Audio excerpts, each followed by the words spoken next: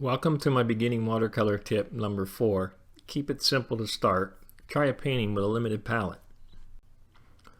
Without question, color is an important design element when creating a painting. However, I think it can also be one of the biggest barriers to learning the fundamentals of watercolor. There's a tendency to want to paint with a rainbow of color. In doing so, we spend so much time worrying about the color that we overlook the other elements of design, and we neglect to take the time to learn some of the fundamental skills required to paint with watercolor successfully. Personally, I put a lot of emphasis on value contrast because I believe it's the foundation that supports all the other design elements. You can do a painting with a rainbow of colors, just a few colors, or even just one color, and have it be a very successful painting. However, if you don't have a good value structure, the chance of that painting being successful is limited. When starting out in watercolor, I think doing a painting with a limited palette can be a positive experience. It removes some of the worry about what colors to use and helps you focus on learning value and some of the fundamental skills required to paint with watercolor. This doesn't have to be a major painting. It can be a study of an architectural structure such as this, or a still life. Keep it simple and focus on learning. On the right is the reference photo I used for this painting. Right away, you can see that I didn't try and copy the photograph. I chose a limited color palette to start with, and I focused on building a value structure as I developed this painting. One of the things you could do to help you see value easier is take a black and white photocopy of your reference photo and paint from that. That'll take color completely out of it and let you focus on painting with your limited palette. Another very good option is to do a value study in a sketchbook and use that to paint from. The colors I used for this painting were Manganese Blue, Yellow Ochre, and Royal Blue. I think it's best if you have a warm and a cool color in your mixture.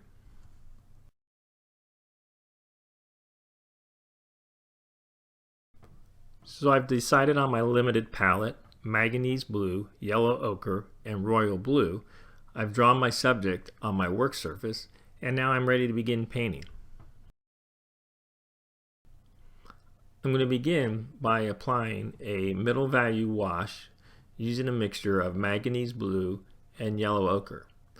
And I don't want it to be just a flat wash, so you can see that I'm letting some of these colors mix on the paper.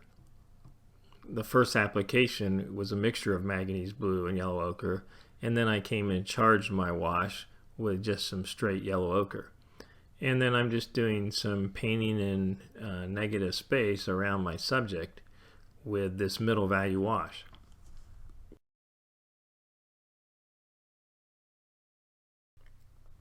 I've continued the wash across the page, painting negatively between the tree shapes and around the building structure.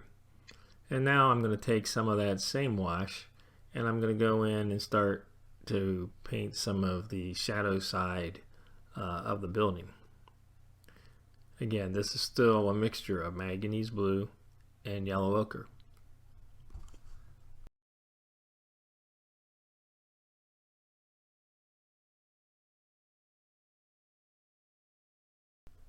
I'm going to charge this wash with a little bit of Yellow Ochre just as I did in the background, so it's not just a flat wash. I have warm and cool colors working together here.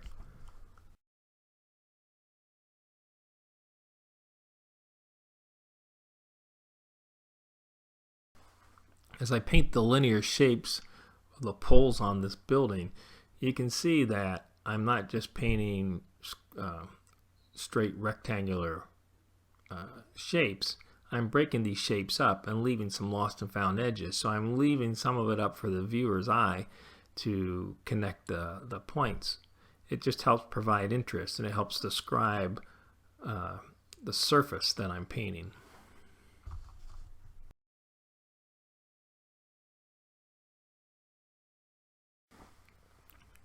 Now you see I'm still using this same middle value wash.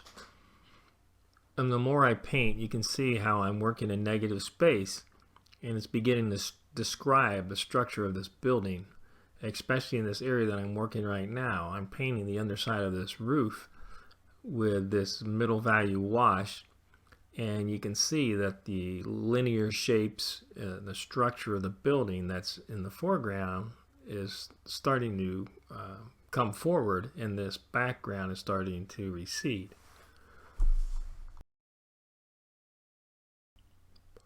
What I'm not worrying about is what color is the pole, or what color is the siding or the roof, because I'm working with a limited palette and I'm concerned about lights and darks. So I'm beginning with this middle value wash, and as I progress through the painting, I'll start to build stronger and stronger values and start to create depth and dimension in this painting.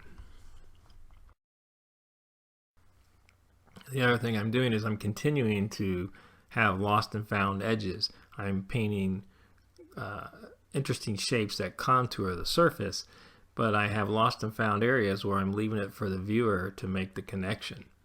It's just much more interesting.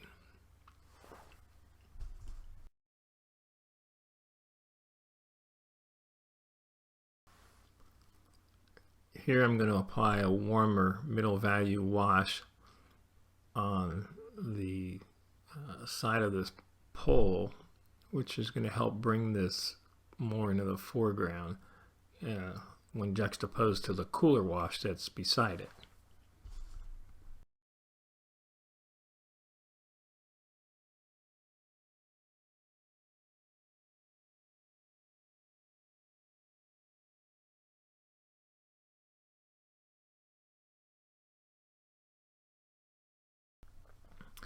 Now I'm coming in and I'm beginning to apply a darker value, and I've actually switched brushes here, and I'm using one that's got a much finer point, and I'm starting to do a little more detail work here, being a little more specific than I was with the first kind of middle value wash.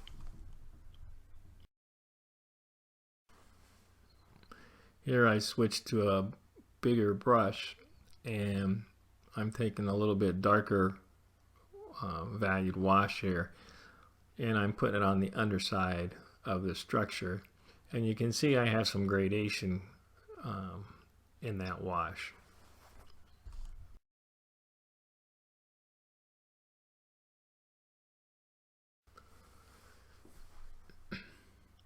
I'm coming in with a warm wash in this background area, which will help differentiate that background from the structure. And it's still a middle value wash, but now I have a bigger play going on with warm and cool. So some of the benefit I'm getting out of doing this painting is more experience with my washes, gradation of my washes, integration of different tones when I charge the warm paint into the cool paint. And I'm also seeing a lot of negative space here. You can see the elements of this building starting to come to life in areas where I really haven't done much in terms of painting, but I'm doing most of my work painting the negative space around the shape.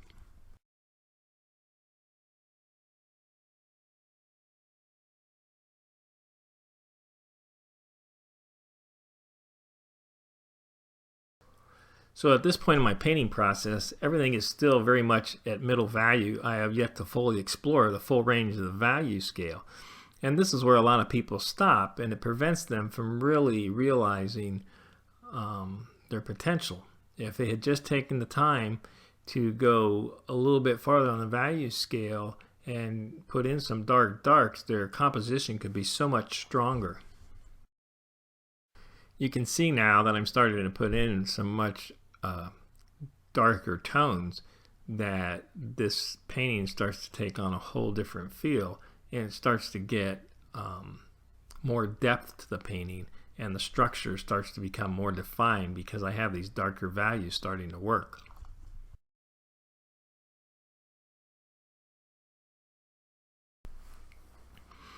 I'm still doing a lot of work in negative space, and with this darker value, it really starts to send these lighter valued shapes forward.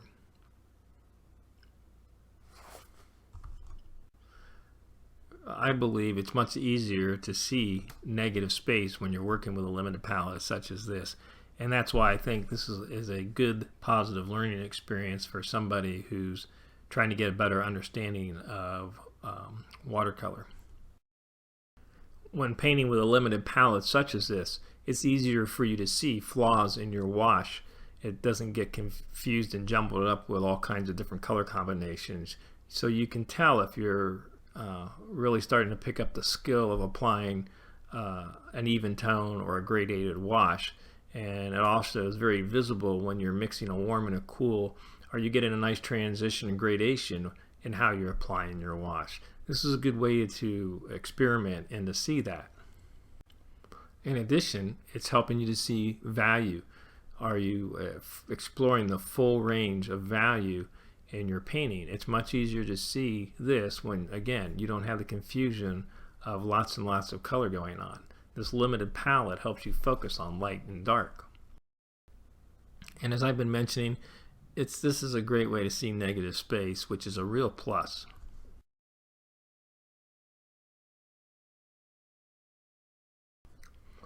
I still have a little bit more to go on the value scale, so you can see that I'm coming in with my darkest dark yet. And to get this tone, I've taken my mixture of Manganese Blue and Yellow Ochre, and I've added in some Royal Blue, which is has a darker value when at maximum intensity. So this will help darken my mixture and give me what I need, still keeping a limited palette, but gives me a much darker value. And a few finishing touches with dark value. You can see these darker value shapes have helped give depth to the composition. As I wind this down, I hope you see the benefit in trying a painting such as this with a limited palette. If you give it a try, I think you'll find it to be a positive learning experience. Be sure to check out my website and subscribe to my newsletter, and thanks for watching.